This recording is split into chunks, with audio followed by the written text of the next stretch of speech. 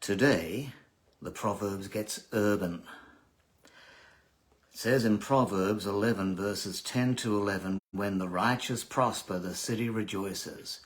When the wicked perish, there are shouts of joy. Through the blessing of the upright, a city is exalted, but by the mouth of the wicked it is destroyed. It takes wisdom to thrive in an urban environment. Some people call it street smarts. To have several million people living together in relative harmony is quite the miracle, because the modern city is a jungle where only the fittest survive. Few of us have any idea how the city was founded and the role that it plays in God's plan. Paul tells us, "The God who made the world and everything in it is the Lord of heaven and earth. From one man he made every nation of men, that they should inhabit the whole earth. And he determined the times set for them and the exact places where they should live. And he does this so men might look up to him, though he is not far from any of us." How about that? That's profound.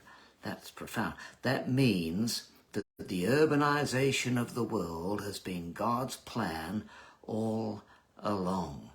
Yes, so we talk about the world having become a village, and how it has become so urbanized and so connected, and this is all part of God's plan. The twin proverbs we're considering here highlight the role that the righteous play within the city. And it also contrasts that with what happens to a city when the wicked rule. It's self-evident that when evil is allowed to run rampant, society is doomed. Anybody who's ever watched Batman knows about the corruption of Gotham City.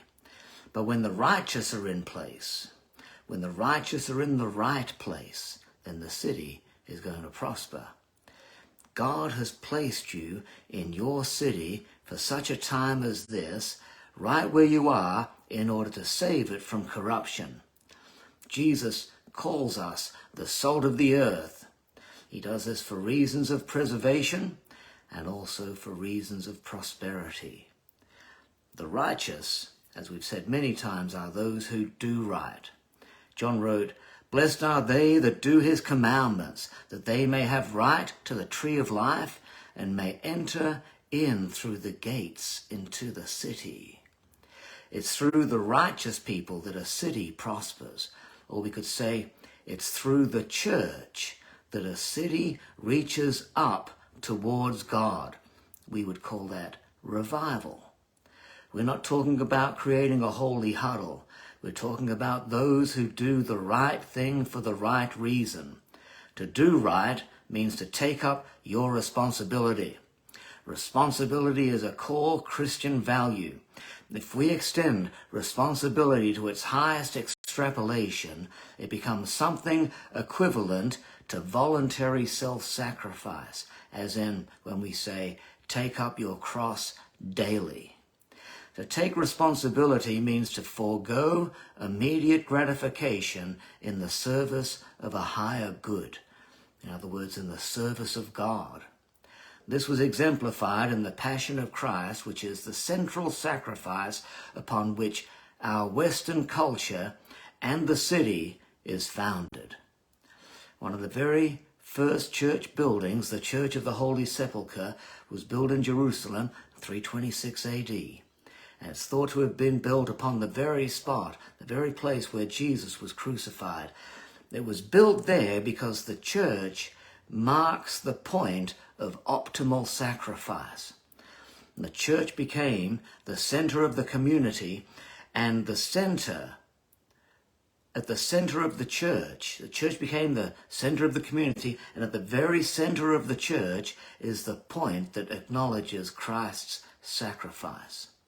So this literally became the model for the establishment of towns and cities throughout Europe, which means that Western culture was founded upon the notion of sacrifice, upon the knowledge of Christ's sacrifice.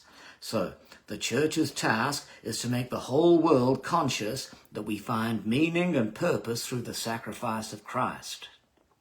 Faith in Christ means becoming responsible, and responsibility requires self-sacrifice or taking up your cross. Our historical model for taking up our cross is Christ. This is the reason why church buildings and cathedrals were traditionally built upon the highest vantage point in town. This is the model by which the Western world has prospered. This is proverbial truth. When the righteous prosper, the city rejoices, because through acting responsibly, self-sacrificially, the city comes into its God-given purpose. What a profound role every single one of us has to play in the prosperity of the places wherein we are dwelling, the places where God has placed us in his foreknowledge, in his plan, in his purpose.